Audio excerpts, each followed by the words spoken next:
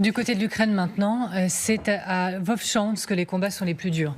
Et les Ukrainiens accusent les Russes de crimes de guerre. Ils parlent de civils exécutés ou utilisés comme boucliers humains. Vous allez découvrir ces quelques mots. Alors, il serait des civils qui tentaient de fuir le territoire occupé par les Russes sont en captivité. Selon de premières données, ils sont 35-40. Les Russes les retiennent ensemble à un endroit comme bouclier humain, car c'est à proximité de leur centre de commandement.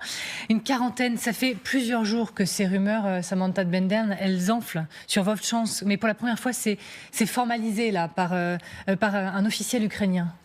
Mais si vous voulez, c'est devenu le modus operandi des Russes. C'est ça qui est tellement grave. C'est qu'on a vu Boutcha, on a vu toutes les exactions, tous les endroits que les Russes ont occupés.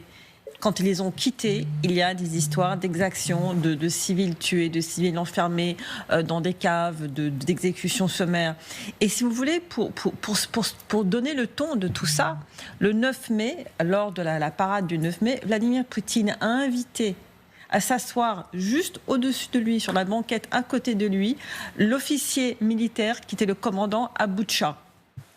Donc il sait que cet officier est accusé de crimes de guerre, il sait que les Ukrainiens ont des preuves vidéo de son implication dans ce crime, et il donne un signe au monde entier, c'est mon modus operandi, et vous savez que je sais que vous savez que je fais ça.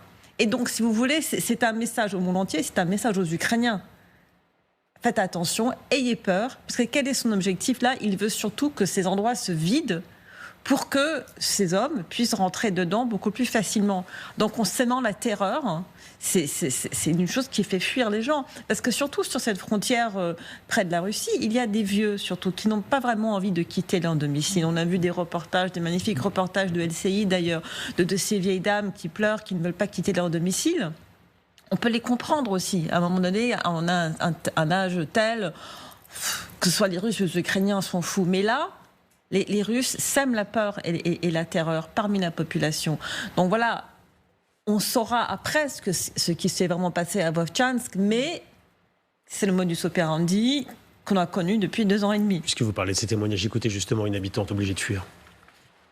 А чого не їдете? А до кого я поїду? Мій дорогесенький, нема нікого в мене. Одна я йду, а не хочуть ходити в мене. Бач, як я баланчую. Ото й така, синок. Нікуди їхати ні до кого. Так там всім допомагають. Харків. Та всім, хай помагають. Хай їм Бог усім помагав. Хай помагав. Так а не страшно залишатися? Тут же бої поруч. Ну хай ідуть. Щоб убити, тому не минувати, синок. Хоч там уб'ють, хоч тут уб'ють. Так я знатиму, що я тут. Voilà, c'est évidemment déchirant. Sur le sort réservé aux civils, le ministre de l'Intérieur dit que les militaires russes qui tentent de prendre pied dans la ville ne permettent pas aux habitants d'évacuer. Et il raconte qu'un habitant a essayé de s'échapper et qu'il a été tué. Le nom a été prononcé par Samantha, Pierre Servant. Est-ce qu'on craint un nouveau massacre, un nouveau Boutcha à Vovchansk?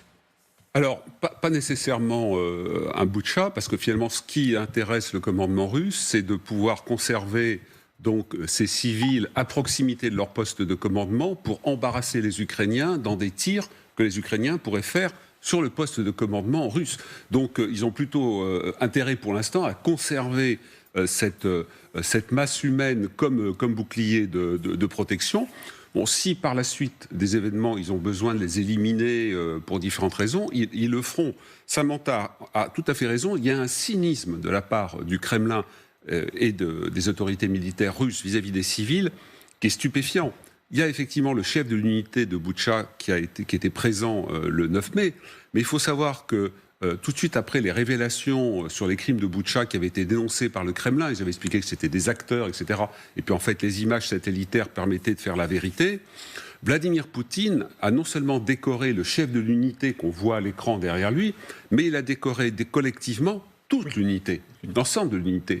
Et ça, depuis la Tchétchénie, en passant notamment par la Syrie, la Géorgie, etc., l'Ukraine première version, c'est une pratique classique, complètement désinhibée de la part du Kremlin.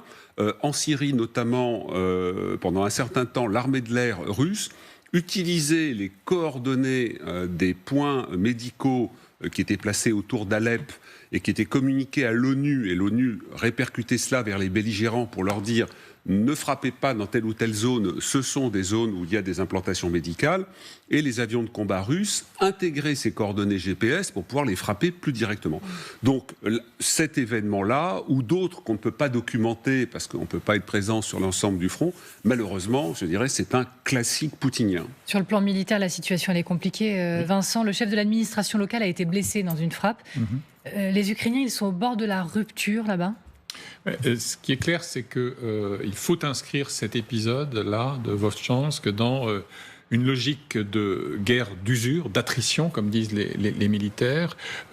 Poutine et son entourage restent persuadés que le temps travaille pour eux, qu'il faut briser le moral non seulement des militaires mais des civils, que des fissures se dessinent dans l'appareil d'État politico-militaire ukrainien, et que donc il faut absolument exploiter toutes ces failles-là, et qu'on sent monter également, dans le même esprit, toute une rhétorique sur la légitimité du président Volodymyr Zelensky, puisque théoriquement, encore une fois, son mandat en cours expire le 21 mai, même si la Constitution dispose très clairement, la Constitution ukrainienne, qu'en situation de guerre, évidemment, il y a prolongation du mandat en question. Mais tout ça participe effectivement du même effort, en se disant que si l'on peut inspirer de la crainte, voire de la panique chez les civils, on va creuser encore davantage les fissures dont je parlais tout à l'heure, avec une remise en question à la fois de la pertinence des choix militaires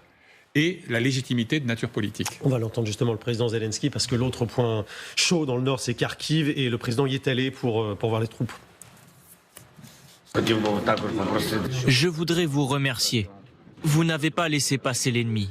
Vous êtes de vaillants guerriers, comme tous ceux qui combattent dans d'autres brigades. Mais nous sommes ici aujourd'hui dans une direction si importante. Merci encore. Prenez soin de vous. Je ne vois en vous que votre force, vos victoires, votre santé, vos proches. Gloire à l'Ukraine, gloire aux héros.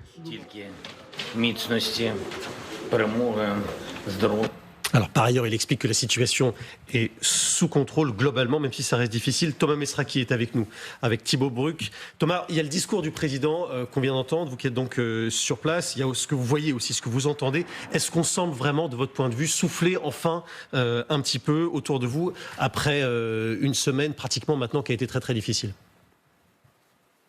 Alors il y a deux réalités côte à côte ici. D'abord il y a la ville de Kharkiv où nous nous trouvons, un peu plus d'1 million d'habitants. C'est la deuxième ville d'Ukraine, et pour vous situer un peu les choses, elle se trouve à une quarantaine de kilomètres seulement de la frontière avec la Russie. Ça c'est la première chose. Ce qu'il faut savoir, c'est que dans cette ville, au quotidien, tout se passe presque normalement. Les magasins sont ouverts, les restaurants également. Il y a du monde dans les rues, les transports publics fonctionnent normalement. Ça c'est la réalité de Kharkiv. Il y a un couvre-feu, il commence dans 45 minutes.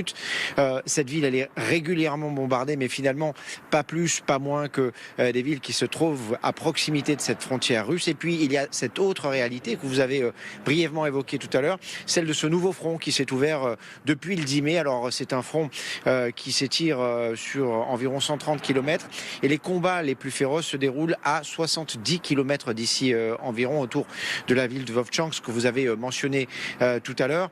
C'est intéressant cette percée russe parce que finalement elle est très rapide, 278 km² en 7 jours, c'est du jamais vu depuis au moins 18 mois pour les Russes. Pour vous donner un ordre d'idée, c'est quasiment la moitié de ce que les Russes ont conquis sur l'ensemble de l'année dernière. Donc c'est pour ça que c'est important, c'est pour ça que Volodymyr Zelensky est venu ici aujourd'hui, pour marquer le coup, pour se rendre compte par lui-même aussi de la situation militaire. Alors des renforts vont être envoyés, l'avancée des Russes est semble-t-il contenue, stoppée, mais vous l'avez vu, le président ukrainien, il est extrêmement prudent, surtout que, évidemment, les combats les plus durs, les plus rudes ne sont pas ici, ne sont pas au nord de Kharkiv, ils restent localisés vers Avdiivka et Chassivyar.